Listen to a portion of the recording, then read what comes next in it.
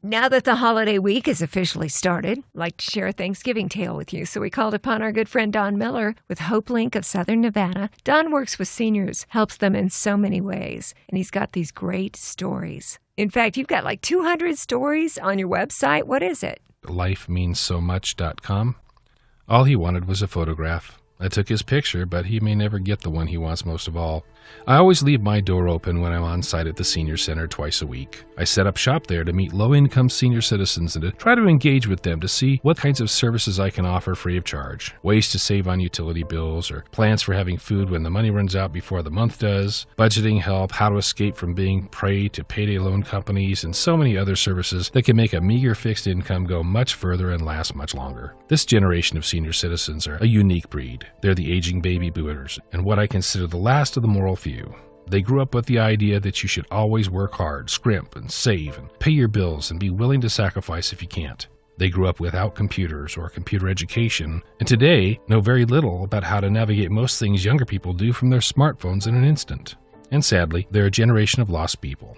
There are no large-scale wars that unite them as a group. Their children were born in the me generation of self-centeredness and permissiveness, and who, for the most part, have found keeping generational ties unimportant. As a result, and more often than not, they abandon the older generation as if it's somehow the respectful thing to do. Today's senior citizens are also a generation first to experience the insufficiency of Social Security income to buy the retirement they'd hoped. What are so errantly called the golden years are truly as thin and flimsy as aluminum foil. I work the saddest shift at the charity I chose to join a few years ago and has since been voted the top nonprofit in Southern Nevada, mostly for stories like these. My open-door policy, however, seems to make it a little easier for those who are needy but ashamed old people to be willing to break the ice. Like rescue dogs beaten down from years of abuse, they often are afraid to make the first contact. Fortunately, I'm pretty good at that and regularly seek out and engage many solo seniors who have had nobody to talk with for years. Their lifetime friends are either 6 feet under or 600 miles away, and they don't have money for milk, much less travel in these aluminum years.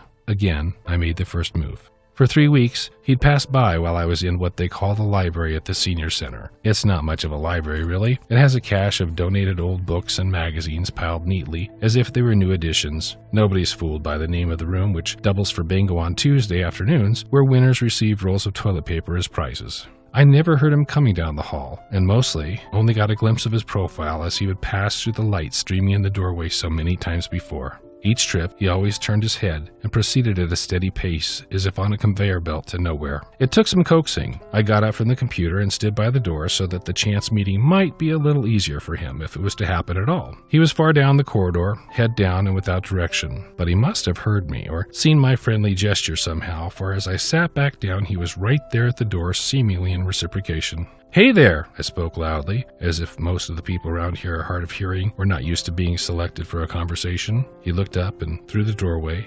As he came closer, I could see great depth in the crevasses of his face, and his long, black, feeble shadow met me long before he did. "How's it going on this beautiful day?" I said. He looked around as if perhaps I was addressing another, more important passerby. I introduced myself and my reason for being there, and asked the same of him. "I'm Al, and I just need a photograph." I invited him to sit a while and tell me about this photograph that he wanted. At first, he wasn't well-spoken, but when he did, his long gray beard moved in synchronicity with each syllable. Obviously anxious at the thought of talking with a complete stranger, and worse, having a need to present to one, he chose his words very carefully. Al hadn't seen his 3 kids in some time.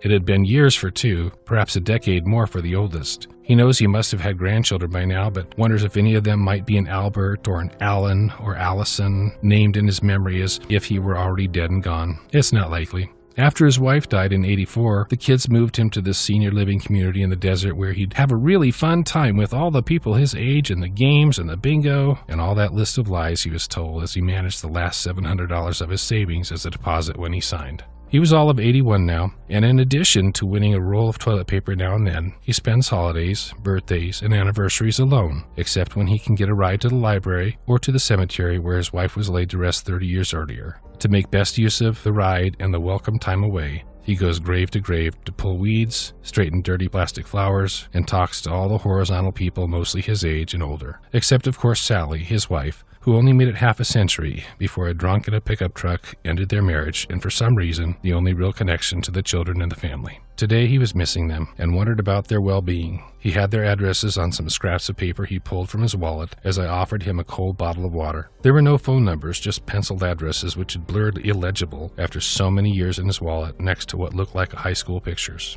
Al hadn't had a picture taken of him since he could remember. We talked of his history and my own in extended groups of topics from fishing to art to puppies. I'd come to discover he was quite a well-rounded man of experience who'd evidently cared so much for his wife and children when he was younger man that his kindness had been taken as weakness, and his family had exhausted most of his time and his assets before he was shipped out to the desert to wither and die with the hundreds more just like him. As he became more comfortable, we even talked about death itself and speculated how each of us might eventually kick our respective buckets. I didn't share it with them, but by the look on his frail, taut face and thin, weathered body, he was sure to die of starvation if something wasn't done soon. I told him we have a food pantry I bring every Thursday morning and suggested he be in the first in line with a couple very large bags. It was the first smile he'd given me all morning. I used that smile as an opportunity to fill him in on some things I thought might be good to help his situation and stretch his $718 monthly Social Security income and $14 in food stamps. That brought the second smile of the morning. I was on a roll and thought I might go for 3 and asked him to sit back against the wall as I used my iPhone to do for him what he'd come for.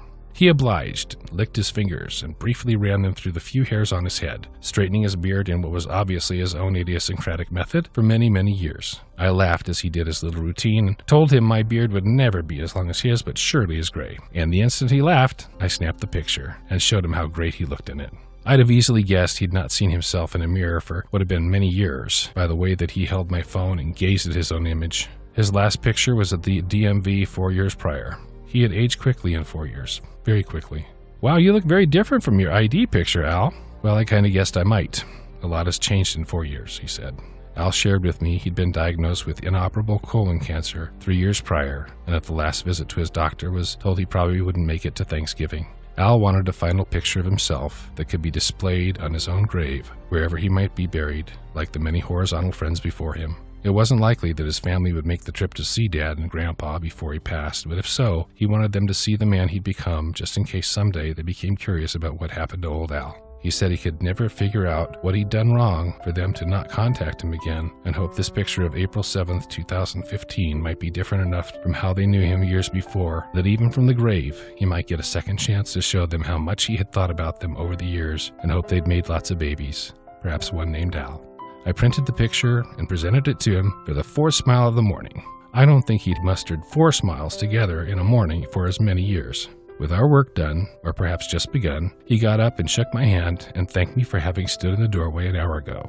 And as he left, through the sunlight of that same doorway, I extended an invitation to Thanksgiving dinner at my house of my own 3 kids.